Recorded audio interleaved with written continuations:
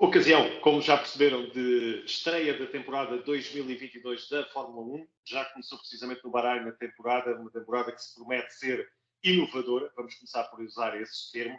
Mas, como já puderam ver também, há tradições que continuamos a privilegiar e gostamos muito e gostamos particularmente de ter algumas das tradições aqui no 16 Válvulas. Uma delas é recebermos o engenheiro Ivan Ismael, neste caso técnico na equipa Alfa Romeo de Fórmula 1, e ele aceitou o meu convite, embora seja um fim de semana já de atividade, muita atividade, mas ele arranjou aqui uns minutos para partilhar connosco aquilo que nesta altura se pode efetivamente falar sobre a temporada 2022, especificamente para a equipa Alfa Romeo, e por isso, sem mais demoras, damos as boas-vindas, o regresso do Ivan. Obrigado mais uma vez por ter conseguido aí uns minutos para de facto estar aqui connosco a partilhar esse lado, esse insight em português, que é sempre também importante. E depois de dar as boas-vindas ao Ivan, eu pergunto-lhe, e podemos ir diretamente já a essa primeira questão. Está terminada o primeiro dia, vamos dizer assim, o primeiro dia da Fórmula 1 no Bahrein, já foram as 2 sessões de treinos livres, já vem aí a terceira e depois a qualificação. E para começo da nossa conversa, antes de falarmos em concreto do carro deste ano, mas queria perceber o que é que se pode saber do trabalho que foi feito pelos 2 pilotos, um piloto novo e um piloto também novo na equipa, mas vamos dizer de um rookie, e um piloto que teve quase para ser campeão, podemos dizer assim. Falamos do finlandês Valtteri Bottas na equipa Alfa Romeo. E eu pergunto, sem mais demoras, o que é que há para se poder saber? Obviamente que haverá questões de trabalho que não vêm aqui ao caso e que também não podemos saber, mas eu perguntava, neste caso ao Ivan, e depois lhe dar as boas-vindas, um comentário para esta primeira operação, podemos dizer, estes primeiros treinos livres. Bem-vindo, Ivan. Olá, Gonçalo. Obrigado mais uma vez pela oportunidade para poder nos sentar e falar um pouquinho da Fórmula 1 em português, como tanto eu gosto. Acho que se fala... Um bocadinho diferente. Um bocadinho diferente. A gente sabe que em inglês fala-se muito, há muita matéria sobre inglês, mas em português acho que se fala pouco e eu faço, ou tento passar um bocadinho da Fórmula 1 vista de dentro para fora, que quando eu era miúdo tanto queria e que não tinha. E agora tento fazer esse trabalho para que outros talentos surjam e que mais portugueses cheguem à Fórmula 1, porque acho que há lugar para nós e acho que se todos pudermos ajudar, acho que o futuro pode ser melhor para os portugueses na Fórmula 1. Sem dúvida nenhuma. Nesse sentido, esse é o meu contributo e por isso é que tenho todo o gosto de, sempre que posso, e como o Gonçalo sabe, a minha agenda não é muito por isso só agradecer. Tento sentar-me um bocadinho consigo. Neste é o caso, tenho ainda dados para olhar para a pista e, portanto, tentei arranjar aqui um bocadinho de tempo para que, antes de começar a primeira corrida, possamos falar um pouco. Passando agora à questão profunda. Como disse o Gonçalo, isto é, digamos, a primeira corrida, não é? Mas já muito se fez, já houveram testes, já muitos gigabytes de dados foram analisados. Este ano estamos a trabalhar com 2 pilotos novos, tal como o Gonçalo falou, um piloto mais experiente, outro menos experiente. Para já, do que temos recolhido, o feedback tem sido bastante positivo, mas isto tem sempre, temos que olhar para isto sempre como eu gosto e como os ingleses também, com uma pitada de sal, porque no fundo isto é uma corrida contra os outros, portanto, nós não sabemos onde os outros estão, ninguém está a mostrar claramente o ritmo, nós não sabemos quais são os setups nem de motores, nem de diferenciais, nem de combustível, nem de pneus, o que é que eles estão a fazer, etc. Portanto, é sempre difícil de comparar-nos aos outros. E este ano traz uma dificuldade acrescida. Além dos pilotos, estamos a falar de um carro que é completamente novo a nível de estruturas aerodinâmicas também. E vamos falar sobre isso um bocadinho mais à frente, uns minutos. E portanto, nesse sentido, há aqui muita informação nova a chegar, há muitas validações, e vamos aqui, claro, centrar-nos mais na parte aerodinâmica, na qual eu estou mais à vontade.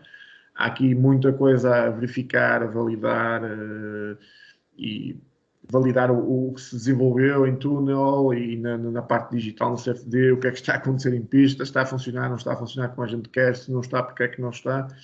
E, portanto, estas primeiras corridas, e teste 1, teste 2, e a primeira corrida é extremamente intensa para nós, engenheiros aerodinâmicos, na parte da análise de dados, que tem sido de resto o que tem sido de resto o que tem o meu principal foco nas últimas semanas, hoje será amanhã e o fim de semana todo. Para ver onde estamos e esperamos que corra bem, mas nunca sabemos. Temos que ficar humildes, para baixo e trabalhar. Esta evolução do próprio Valtteri Bottas de uma sessão de treinos da manhã para a parte da tarde, e ficou bem classificado, mostra aqui um bocadinho do vosso trabalho, não falando dos outros, mas do vosso trabalho também uma evolução com as dificuldades que ele teve logo no início, não é? Foi logo na primeira sessão, as coisas não correram bem, mas depois da parte da tarde conseguiram então já dar condições para o próprio Valtteri fazer um bom tempo. Sim, existe nos primeiros dias o FP1, FP2 são característicos de setup de carro e também de análise de comportamentos aerodinâmicos, onde a gente adquire mais informação e tenta então melhorar o setup para corrida após corrida.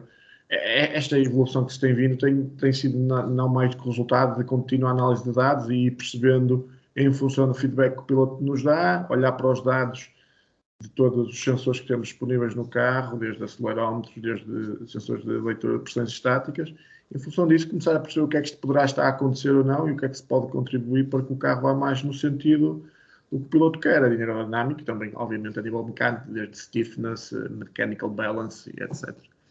E este resultado do Bottas e do colega do Bottas também é, no fundo, o resultado deste processo iterativo de análise de dados. Mas, como nós sabemos e como eu já falei, é tudo ainda muito prematuro falar, porque é difícil compararmos com os outros. Isso a mim é o que me preocupa mais e isso é, para quem está aqui dentro, é o nosso dor de estômago durante o período de inverno, saber como é que vai ser a primeira corrida. E era isso que eu ia perguntar. Nesta altura, nas preocupações, naturalmente, do Ivan e toda a equipa, está a abordagem de uma corrida que é completamente diferente de sessões de testes ou mesmo de qualificação. Acha que nesta primeira corrida o que é que vai estar mais sob pressão? A parte aerodinâmica vai ser um componente principal para uma corrida de longa duração. Estamos a falar, como nós sabemos, uma prova normalmente 1h30, 2 horas. O que é que poderá estar aqui sob mais pressão e que possa estar a deixar-vos, vamos dizer, mais preocupados para a corrida? Quando é uma mudança tão grande de uma época para a outra, a primeira dificuldade, o primeiro receio é... Está-me agora a faltar o termo. Pode ser em inglês se nós percebemos. Sim, o reliability problem, que é temos confiança no carro que ele vai terminar a prova. Portanto, não consigo encontrar a palavra agora, mas esse é o primeiro problema, é saber se o carro vai terminar a corrida sem problemas mecânicos. Ou outro tipo de problemas eletrónicos, ou até se uma peça aerodinâmica. Saltarem peças de aerodinâmica. Esse é de todos o primeiro problema, ou primeira questão que temos sempre dentro de nós, digamos assim, para a primeira corrida. E não é por ser um carro Fórmula 1, porque eu já fiz rally, já fiz carros de turismo, a questão é sempre a mesma. Para ganhar é preciso chegar ao fim primeiro. Portanto, essa é a primeira questão, e especialmente quando há uma nova época com uma mudança tão grande, é essa a primeira questão. E, aliás, esta época tivemos a oportunidade já de ver que alguns problemas podem surgir, uma vez que, como vimos em T1 e T2, e agora um bocadinho, os carros estão a ter em alta velocidade, os carros estão a apresentar alguns fenómenos de vibrações, que estão muito provavelmente ligados a fenómenos aerodinâmicos. Foi uma surpresa, Ivan, desculpe-me meter no seu raciocínio, mas foi uma surpresa, vocês não esperavam? É assim, nós não podemos dizer que completamente esperámos, mas também não podemos dizer que não sabemos que estes fenómenos acontecem, até porque estes fenómenos acontecem em outras categorias, já aconteceram em outras categorias de desporto motorizado, como o DTM. Agora, este tipo de fenómenos não são praticamente moduláveis, ou seja, não se consegue, é muito difícil em túnel ou em simulação saber que o carro, porque são fenómenos dinâmicos, e estes fenómenos dinâmicos são mais difíceis de prever. O que a gente tem que ter é ferramentas para saber se acontecer o que é que vamos fazer. Que é basicamente, muitas equipas trabalharam e já quase todas conseguiram melhorar isso. E aconteceu convosco a mesma situação. Foi um desafio extra para o Ivan ultrapassar esta situação com o que já existe, porque não se pode alterar nada do que já estava feito de forma substancial. Exatamente. é um desafio extra, porque primeiro espera-se que não aconteça, e depois de acontecer, temos que, digamos, alterar. E esta alteração normalmente implica sempre fugir fora do ponto ótimo com o qual se desenvolveu o carro. Mas faz parte, é o desafio e não posso dizer que a gente sabia que isto ia acontecer, acho que seria um bocado injusto dizer isso, mas também não posso dizer que a gente não estava preparado com as ferramentas para nos adaptarem. E foi apercebido logo na primeira sessão, pelo menos foi visível logo na primeira sessão de testes em Barcelona, em Montmeló, via-se na reta efetivamente essa situação, mas gradualmente, porque já aconteceram segundas sessões em Barcelona, houve a semana passada aí no Bahrein, naturalmente também aqui mais uma sessão, vocês têm vindo a conseguir ultrapassar essa situação, porque a própria pista, e isso era visível também na reta da meta, que também não é bem plana ali, há algumas oscilações que também podem ajudar a explicar um bocadinho mais daquelas vibrações que nós vemos. Falta-me aqui o termo em inglês, mas pronto, de qualquer das maneiras era visível as dificuldades dos pilotos em ter estabilidade durante a reta da meta, pelo menos. Claro. É assim, existe um fator, os carros Fórmula 1 têm uma stiffness extremamente alta, portanto, em nada ajuda. Qualquer vibração, aquilo é extremamente violento, o que pode até causar os tais problemas de reliability, como eu falei, que é o facto das vibrações depois acabam por partir estruturas do carro. Entra em stress o material. Exatamente, por stress ou por pico de tensão nos componentes mecânicos ou por fadiga, pode fazer com que o carro não termine a prova. E por isso é que eu falei que essa é talvez uma das primeiras dores de cabeça para nós. Depois existem tal como as vibrações da pista, mas as vibrações da pista, as pistas são praticamente as mesmas e não é isso que está em causa. Portanto, há algo para além das vibrações da pista, o que se acredita, quase com 100% de segurança, são fenómenos aerodinâmicos. Dos quais as equipas têm vindo a trabalhar e quase todas elas sofreram desse problema, umas mais, outras menos. Depois, obviamente, está ligado com qual é o modo com que se está a operar o carro, qual é a stiffness do carro. Portanto, há aqui muitos fenómenos em jogo e que a gente tem que trabalhar com essas peças todas para tentar encontrar uma solução. Fomos fazendo o nosso progresso, assim como as outras equipas foram fazendo e vamos continuar a fazer. Poderá ser um fator extra também na tal questão da durabilidade, da fiabilidade do carro. Fiabilidade é essa a palavra. O próprio piloto pode chegar a meio de uma prova muito mais cansado do que seria habitual, da preparação física dele para estas questões e pode obrigar a abandonos por questões físicas. O próprio piloto em casos extremos, sim. Nós acreditamos que em casos extremos... O pescoço e vamos lá, e o resto do corpo. Em casos extremos, sim, embora a sensação e o feedback que temos é que não é suficiente para isso. Acho que era capaz de ceder talvez primeiro o monolugar do material. Os pilotos eles já estão preparados Esperemos bem que seja.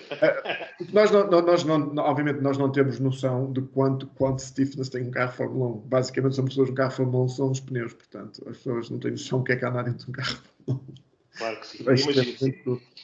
Oi, Ivan, então vamos falar do seu menino bonito, vamos falar deste modelo do Alfa Romeo, mas especificamente da parte aerodinâmica. Foi um carro, e nós vínhamos a preparar, de facto, esta novidade, e já vinha aqui, inclusive, em anteriores entrevistas do próprio Ivan, falávamos aqui do desenho aerodinâmico deste carro, e aquilo que eu fixei na altura que falávamos, e queríamos desvendar este carro para 2022, e o Ivan não podia adiantar muitos detalhes, mas este carro acaba por ser muito diferente do primeiro esboço que tinha sido feito da projeção, ou acabou por seguir ali uma linha e foi só adaptar, fazer este carro especificamente? Todas as equipas acho que apresentaram carros bastante diferentes do esboço, mas como era expectável. Algumas na apresentação ainda apresentaram um carro que era o esboço, mas era só para... Só para a decoração, a parte do só show para a e do merchandising. Quando se chegou ao TO1, tudo era diferente, como era de esperar, obviamente. Mas obviamente as linhas mestras estão lá porque têm que estar lá, porque há regras para se respeitarem, mas as diferenças são visíveis em todos os carros. Equipas diferentes têm diferentes filosofias desde o do nariz, há diferentes filosofias de asa, há diferentes filosofias de floor, diferentes filosofias de bodywork. Os bodyworks têm sido extremamente criativos, como seria de esperar. E, portanto, o resultado final é bastante, na minha opinião, bastante diferente desse tal esboço inicial. E onde é que estava o desafio principal, Ivan, para desenhar este carro? Porque eu vejo que a principal mudança, vamos dizer, entre equipas acaba por ser a mudança radical da própria equipa Mercedes, que é quem dá mais nas vistas com os seus flancos. Porque de resto as coisas mais ou menos estão iguais, a própria Ferrari tem ali aquele desenho ali do lado praticamente a tornar igual, um bocadinho o Red Bull também a puxar ali uma pequena mudança, mas onde é que esteve o maior desafio? O desafio do novo lugar na minha forma de ver, começa primeiro pelo package, por tentar como é que vamos distribuir coolers, a posição do motor, caixa de velocidades. Hoje em dia os carros não têm imensos componentes por causa dos sistemas híbridos e, portanto, o primeiro desafio é esse. Onde é que vamos pôr aquela coisa todas que nós gostávamos até que o carro nem estivesse, na perspectiva aerodinâmica. Depois disso, é perceber como é que vamos pôr a harmonia frente traseira do carro, começando pela asa da frente, como é que temos a parte central, que é uma parte central de alta massa, uma parte central de menos massa, e como é que isso tudo vai se fazer desenvolver, tal, como eu sempre tenho, que eu gosto sempre de tocar, porque acho que é um dos grandes segredos dos carros, dos monolugares, que as rodas não estão cobertas, portanto, expostas, é o controle de todas as perdas que saem dos pneus da frente, porque destroem... ou não são ideais para o desenvolvimento para a performance aerodinâmica do resto do carro. E, portanto, há aqui dois componentes essenciais, digamos, que é a frente e o que liga a frente e a traseira, que é o floor e o bodywork, onde a maior parte das equipas puseram recursos. Menos recursos, obviamente, foram postos em peças que este ano, essencialmente, depois deram-se menos, porque não é possível trabalhar muito, que é a parte dos que nós chamamos os cordas, que são a parte das rodas, porque são componentes standardizados. E todas as equipas e tudo que é componentes standardizados, obviamente, disponibilizaram menos recursos para lá. Mas temos uma novidade este ano, também visível, a tal asa nas rodas da frente para canalizar o ar, no seguimento de uma asa da frente sem aquelas asinhas, portanto mais limpa, vamos dizer, mas isto todos têm aquela questão por cima das rodas, portanto também aqui uma inovação nos regulamentos para este ano, com as tais suspensões push road e pull road, também foi um desafio, para começar logo pela parte da frente, podemos dizer assim. Sim, e isso é tal parte que as equipas, entre aspas, dedicaram menos tempo, porque isso são componentes standardizados, não são... Todos, eles são... Existem margens, mas muito pequenas para trabalhar. Existem basicamente margem nos cordas, margem para... assim, margem, quando eu falo margem a nível de regras, para, digamos, as condutas do ar, mas tudo que são defletores são standardizados, as equipas não podem trabalhar. Uhum. E, portanto, e falando aqui das duas componentes, a parte da asa da frente, ou parte da frente, e a parte de trás, acabou por haver mais margem para trabalhar e inventar, vamos dizer assim, na parte do bodywork da parte de trás, é isso que eu percebo, Ivan. A parte da frente é muito standardizada, não há assim muito para mexer, não há nada para inventar, todos sabem o que têm que fazer, o canalizar do ar por baixo, mas essa parte de trás deu aqui um pouco mais de espaço para a criatividade, foi assim, Ivan, da parte traseira?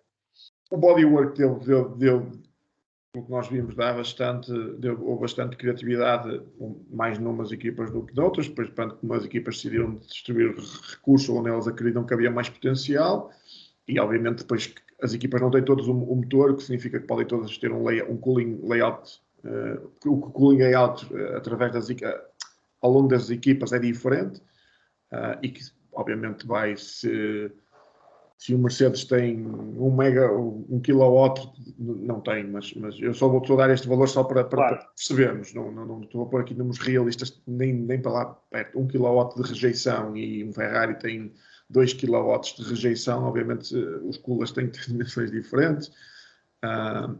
Usando a mesma tecnologia, depois podemos discutir até mesmo dentro dos coolers quais são as tecnologias que existem. E, portanto, em função disso, depois existem margem para fazer bodyworks diferentes. E o bodywork existe ali alguma margem. Houve algumas equipas que ainda conseguiram explorar mais. Isso depois depende da criatividade e dos recursos humanos de cada equipa. E o floor é uma peça enorme de carga aerodinâmica, é uma dos maiores contribuidores para a carga aerodinâmica dos carros, que obviamente todas as equipas põem muito detalhe e muito trabalho nisso. São, de resto, não só ligada às regras deste ano, mas é um procedimento comum em todas as épocas que as equipas ponham mais recursos onde de facto se vai buscar mais carga aerodinâmica, que é o floor, o difusor asas da frente. As asas da frente têm sofrido agora cada vez, têm tido menos por onde explorar, porque as regras têm ido cada vez mais limitando o que é que se pode fazer lá. E em relação, aqui, por exemplo, estou-me a lembrar da questão dos pneus, porque estes são maiores. Pergunto-se também, e são standardizados, vamos dizer assim, todas as equipas tiveram que reagir. Mas no seu caso particular, Ivan, para desenhar este Alfa Romeo, obrigou ali muitas mudanças para nós termos aqui uma ideia, porque dá aquela ideia, a roda ficou mais alta, não há assim muito trabalho. Mas deve ter que, no que vem a seguir às rodas, ter que obrigar a mudar ali muita coisa. Foi assim ou não? Claro, as rodas são maiores, por defeito, digamos assim, terão mais perdas para contaminar o resto do carro. Embora as rodas este ano, não as rodas em si, as jantes, como nós vemos agora, elas são cobertas, e as regras impuseram uma série de limitações à criatividade dos engenheiros nas rodas, e como digo, nas rodas não há muito a fazer. Aliás, foi assim propositado, porque um dos segredos há o controle das perdas de rodas, tudo que são componentes à volta das rodas são extremamente é extremamente difícil de os mudar porque são standardizados. Portanto, nesse sentido não há muito, há mais só alinhar os componentes para que não existem componentes com os escoamentos, que hajam separações de escoamentos, mas não há muito bom. Ora, tal como perguntava, Ivan, estávamos a falar aqui da questão em relação à equipa Mercedes, que apostava num desenho radical do suporte do espelho retrovisor. Pergunto-lhe também se acha que foi um detalhe que também se podia mexer, se realmente houvesse essa vontade e se poderia efetivamente ganhar-se aqui alguma coisa. Existe ali um trabalho de detalhe, mas obviamente não passa disso. Um trabalho de detalhe talvez chama mais a atenção do que realmente aerodinamicamente faz. No entanto, é um trabalho de detalhe que está ali. Obviamente que o grande passo da Mercedes é o bodywork, que é extremamente agressivo. Não, mas esses pequenos detalhes, digamos, são digamos, a cereja em cima do bolo, que vão acrescentar aquele bocadinho, e quando se discute com a Red Bull ao centésimo para ganhar o campeonato, tudo é importante. Mas não é aquilo que está a fazer mudar a macro scale do escoamento, obviamente, mas são estes pormenores, são equipas que depois estão em fases mais avançadas do que outras no desenvolvimento. Acredito que sim. E em relação àquela solução radical, falávamos sobre isso, a questão do cooling. Portanto, aquilo que eu percebo é que eles têm aqueles flancos mais emagrecidos, vamos dizer assim, porque poderão ter um sistema próprio dentro do motor, ou relacionado com o motor, que lhes permite um arrefecimento diferente em relação ao standardizado. Será isso? É isso que permite o emagrecer dos flancos e que foram tão surpreendentes na Mercedes, na sua opinião? A dimensão, digamos assim, máxima ou mínima, se quisermos, dependendo de que perspectiva que estejamos a ver, dos flancos estão associados essencialmente à capacidade de refrigeração da unidade motriz. E portanto, estamos a falar de ar, água, porque os motores são turbocomprimidos, ar, água e óleo.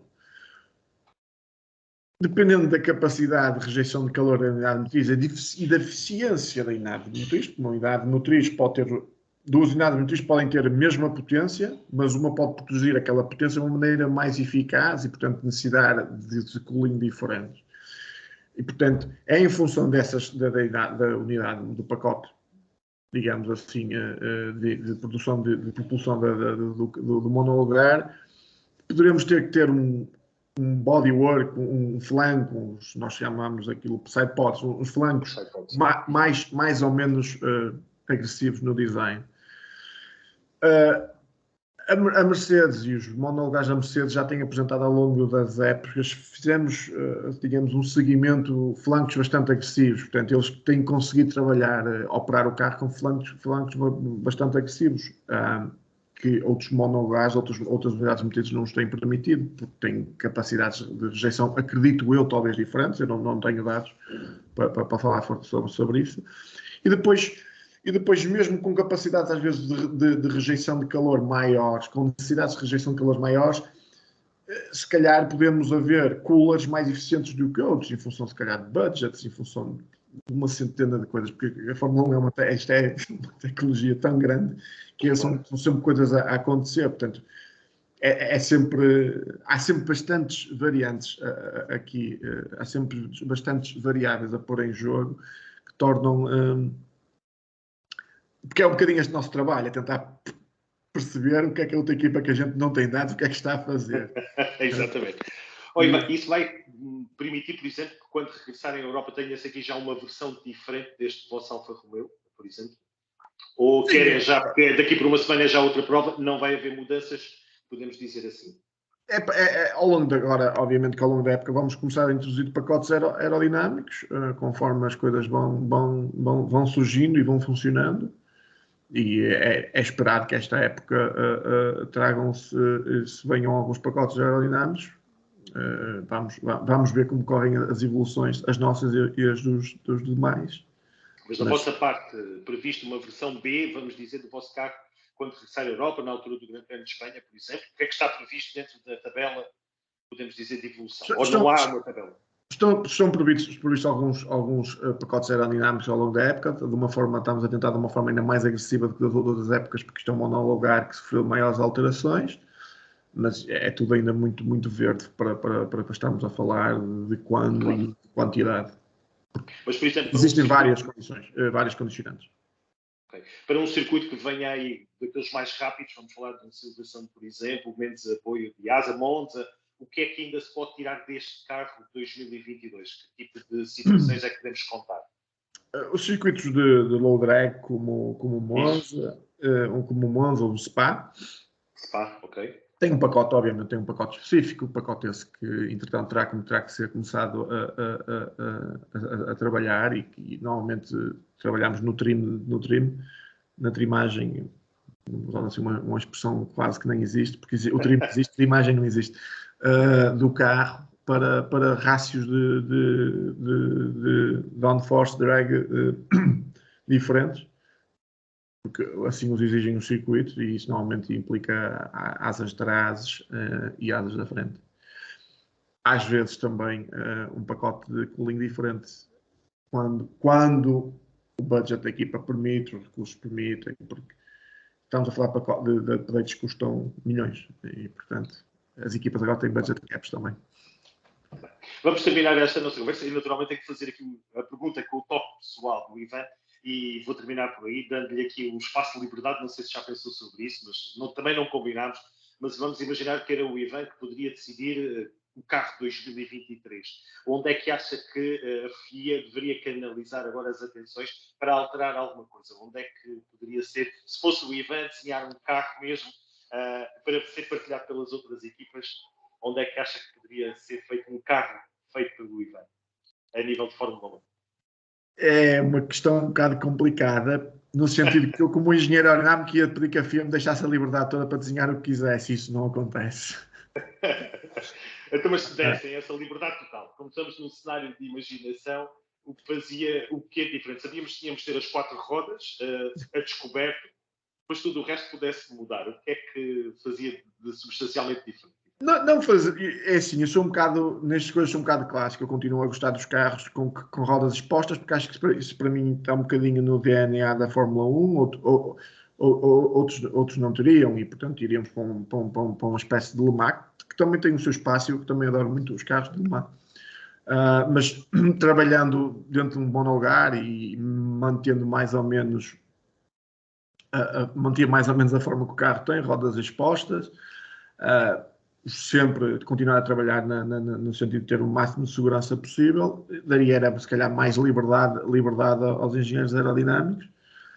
Gosto muito destes carros com efeito solo, usando esta palavra efeito solo, que aproveito para dizer que é um bocado errada, porque todos os carros Fórmula 1 são efeito solo, portanto, e estes não são diferentes dos outros. Efeitos solos todos eles têm, porque estão próximos do solo. Claro.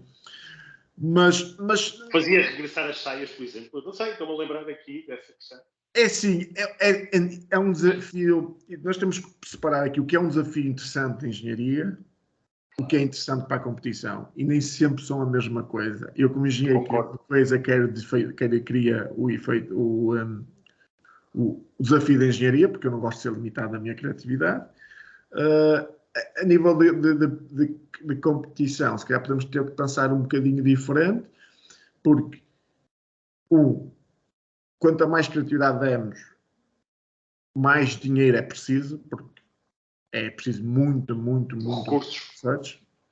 Torna os sistemas extremamente complexos, mais difíceis de compreender, o que fará com que as equipas com melhores recursos vão tender a ter mais vantagem. E, portanto, esta simplificação que a FIA fez, acho que é interessante nesse sentido. De ao mesmo plano. Tentar nivelar os carros e fazer que não haja uma grande disparidade. Portanto, eu acho que é um desafio, acho que é um passo interessante, não sei se é o passo certo ou não, é sempre difícil de dizer, eu acho que é um passo interessante. Agora, como engenheiro, claro, se quisesse desafio, obviamente que eu queria a maior liberdade possível, mas é uma resposta um bocado difícil de dar, no sentido que depende de em que cadeira que me vou sentar, se na cadeira de espectador, se na cadeira de engenheiro. Muito bem. Ivan, só tenho que agradecer este momento de partilha fantástica de dados que desconhecemos, o mais comum de nós. É claro que muitos dos que vão ouvir, alguns também conhecem aquilo que o Ivan está a dizer, mas é importante fazer-nos chegar a essa descomplicação dos termos técnicos e daquilo que poderá acontecer, e ficamos fascinados quando o ouvimos, e só me resta agradecer. E fica aqui o desafio de voltarmos a falar, porque não durante a temporada, se justificar, ou pelo menos no final, de certeza que vamos falar, mas durante a temporada, só para percebermos um bocadinho do sentido em que estes carros novos 2022 estão a seguir, e eu acho que seria importante, e teremos todo o gosto em recebê-lo aqui no 16 Válvulas, assim haja horário, haja espaço na sua agenda para falarmos, e portanto, para já só mesmo agradecer, desejar um extraordinário grande prémio, então, é bom sinal se as coisas continuarem a correr bem para a equipa Alfa Romeo este fim de semana, e se não, pelo menos, darem a volta e procurarem sempre incrementar a vossa performance, que tenho a certeza que tudo vai correr bem. Ivan, um grande abraço, uma boa temporada, e obrigado mais uma vez.